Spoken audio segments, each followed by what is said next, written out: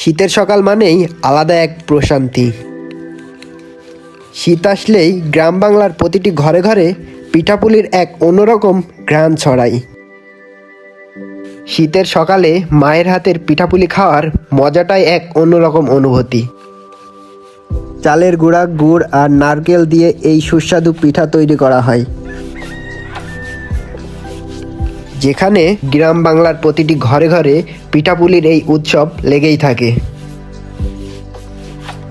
একসাথে শীতের সকালে এই পিঠা খাওয়ার মজাটাই অন্যরকম।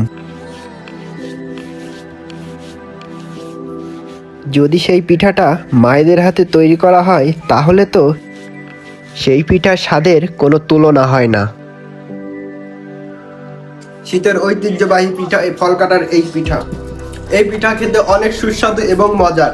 আপনারা যারা এই পিঠা জীবনে একবারও খাননি, অবশ্যই একবার হলেও এই পিঠা খেয়ে দেখবেন যে এই পিঠার স্বাদ আসলেই কেমন।